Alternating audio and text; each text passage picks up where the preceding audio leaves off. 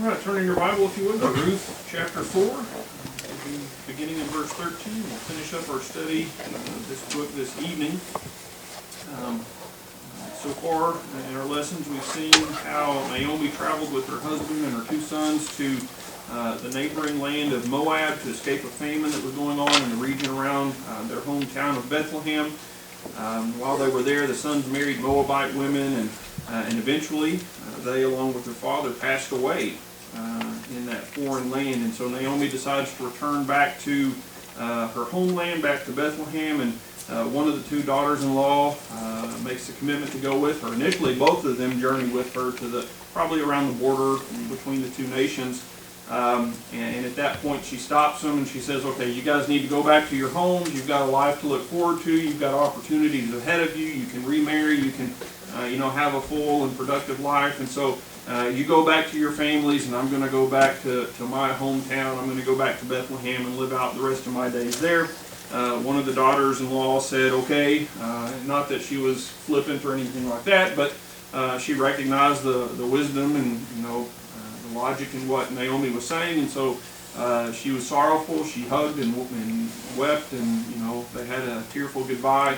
But they parted ways. Ruth, on the other hand, said, "I'm not going to leave you. I'm going with you. I'm going to go all the way back to Bethlehem with you. I'm going to make your land my land. I'm going to make your people my people. And most importantly," she said, "I'm going to make your God my God." And so she made that commitment to her mother-in-law, and she did indeed fulfill that commitment that she had made. And so they both return, or Naomi returns to Bethlehem. This would have been the first time Ruth ever went to Bethlehem.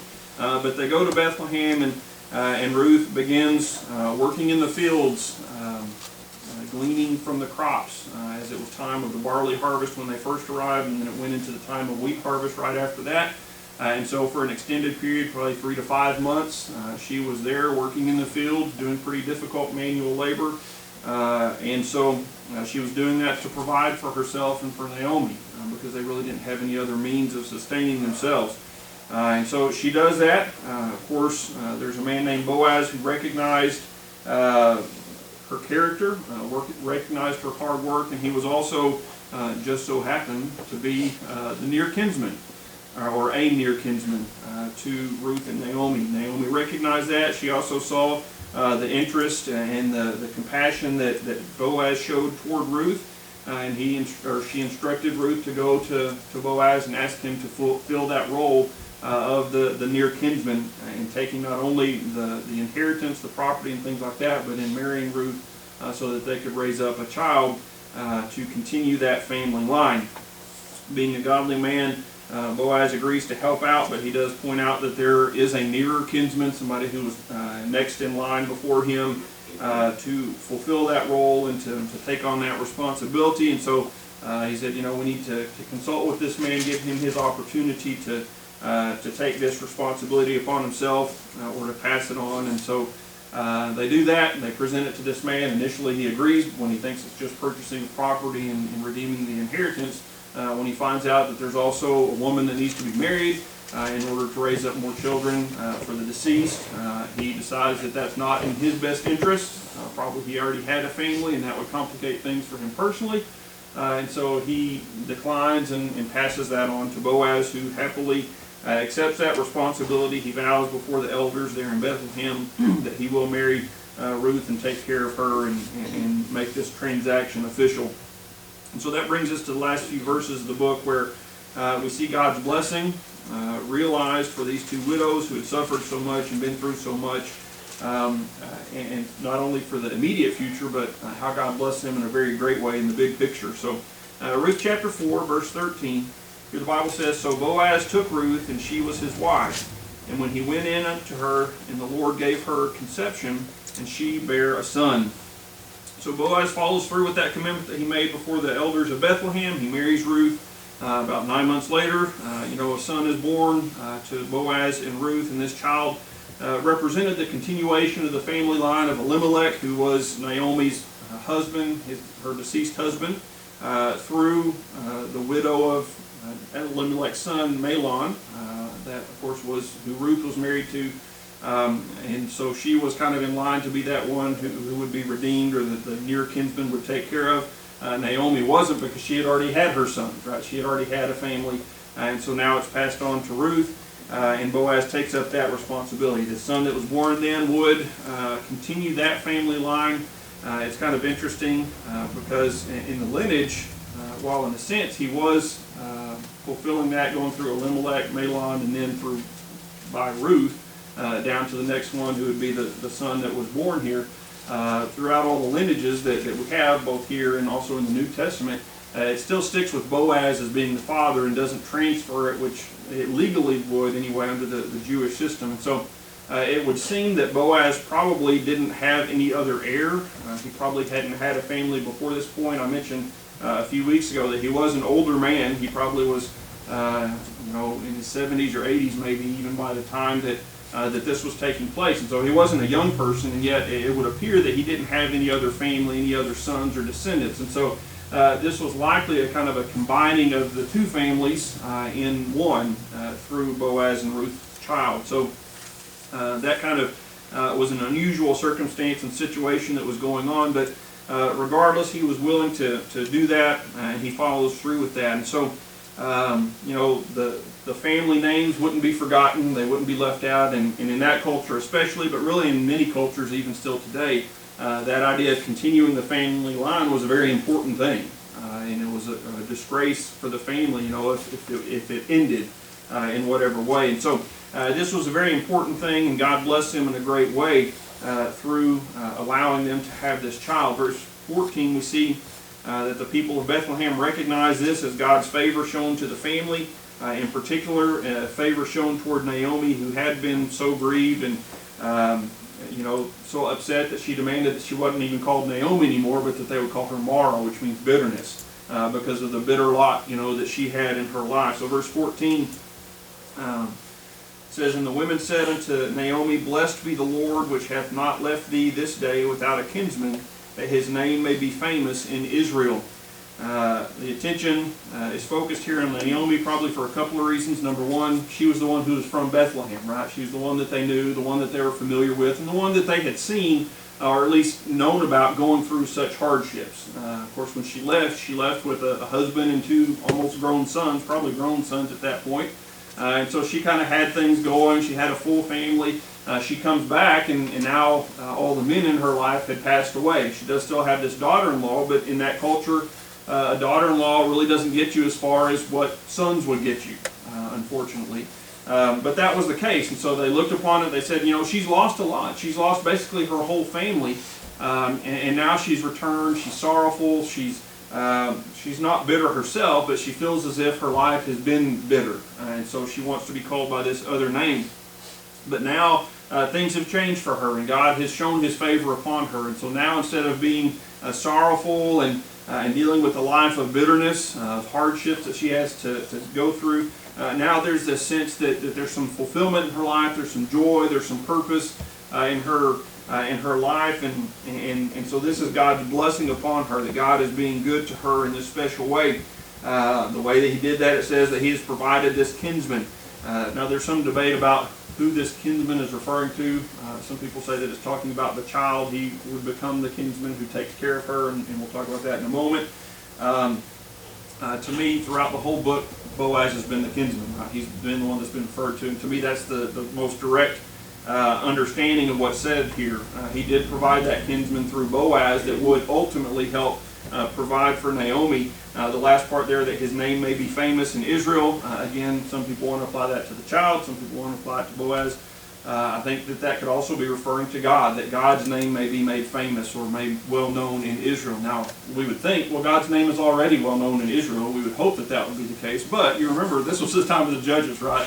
And during the time of the judges, it was often the case that God's name was not proclaimed, that God's name was not made known in Israel. And so it could also be that it's saying that God has provided this kinsman in Boaz, and that through that His name will be magnified, that His name will be lifted up. And even among people who do know the name of the Lord and are aware of who He is and even worship Him, this terminology isn't foreign, or it's not unusual to hear about the name of the Lord being made great among people, even people that already know about Him. So I think that that's what it's talking about here. But either way, what it's saying is God has been good to Naomi. God has taken care of Naomi. He's provided for her when it looked like everything was lost, when it looked like her life would end in struggle and difficulty and tragedy.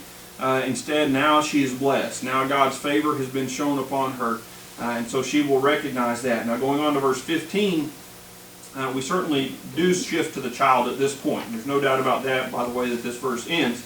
So verse 15 says, "And he shall be unto thee a restorer of thy life, and a nourisher of thine old age. For thy daughter-in-law, which loveth thee, which is better to thee than 7 sons, hath borne him." So obviously we're talking about the son now that Ruth had.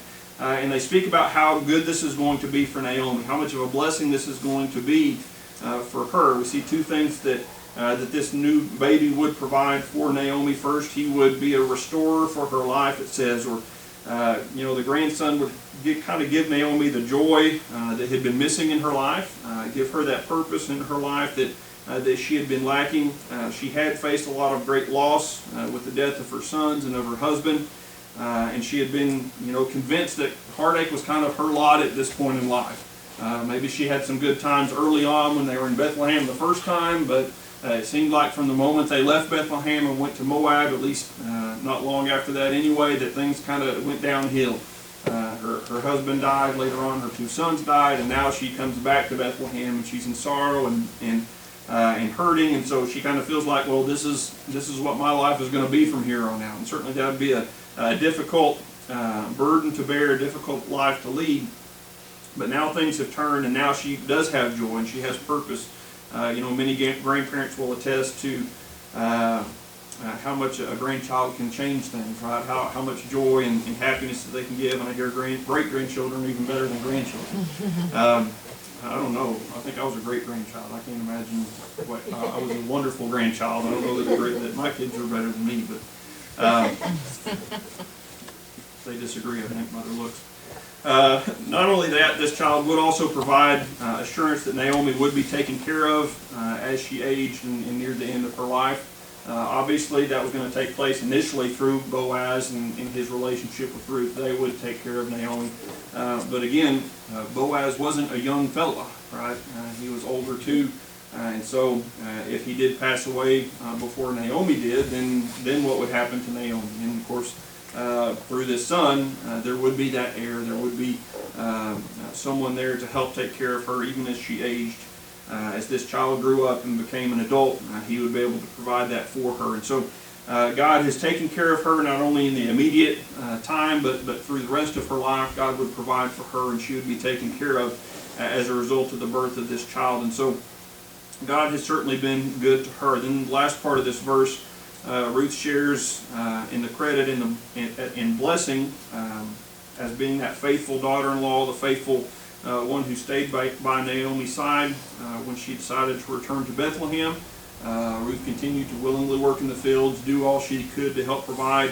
But not only that, she was willing to marry Boaz. Again, this wasn't her culture. I don't know if the Moabites had similar practices. Sometimes many of those cultures had similar ideas about things. Sometimes they didn't. But certainly as Naomi was leaving initially from Moab, she told Ruth, go back, marry whoever, and continue your life. It'll be better for you that way. And so certainly that was an option for her and something that was a potential for her, and yet she was willing to marry this man. And as Boaz said when she first approached him about this idea, that she could have gone after younger men. She could have gone after people who were more eligible or more desirable from an earthly standpoint, but instead she followed the customs of the Israelites, and she did what was needed, not only to take care of herself, but to take care of her mother-in-law and to continue that family line of Elimelech through her husband Mahlon, Elimelech's son. And so it recognizes those things. It praises her for having that willingness to do that and for doing the things that are right. It says that she's better than 7 sons. And again, this may pertain to the idea that the households were kind of joined together in Boaz's and Ruth's marriage.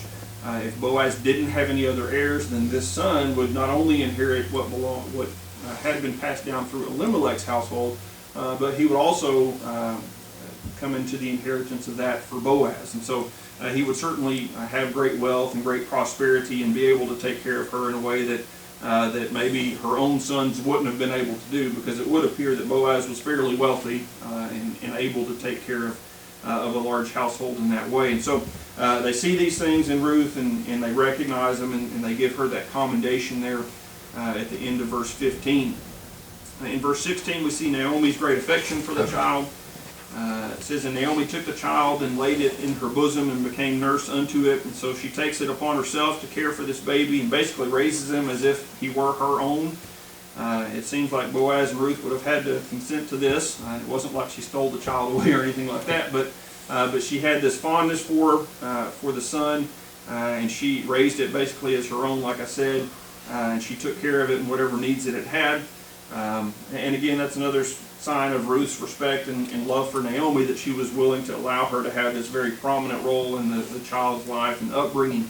The bond between the two, between Naomi and the child, was so close that it was noted by the women of Bethlehem, and probably contributed to the name of the child. Verse 17 it says, "And the women, her neighbors, gave it a name, saying, There's a son born unto Naomi, and they called his name Obed, which is the father of Jesse, the father of David." That name Obed means servant or helper. We've all probably heard little kids called Mama's little helper, right? And that seems to be almost the idea that's presented here, that this child would be Naomi's little helper. We don't like the word servant. To them it wasn't nearly as offensive as it is to us, but that's the idea. And so it was probably started off almost as a nickname, but it was adopted as his name. Naomi and Ruth and Boaz consented or agreed to that name, and so his name would be Obed from that time on, which means servant. Now the book concludes then with the lineage that does include this child that was born to Ruth and Boaz. Verse 18 says, "Now these are the generations of Pharez. Pharez begat Hezron, and Hezron begat Ram, and Ram begat Aminadab, and Aminadab begat Nashon, and Nashon begat Salmon, and Salmon begat Boaz, and Boaz begat Obed, and Obed begat Jesse, and Jesse begat David."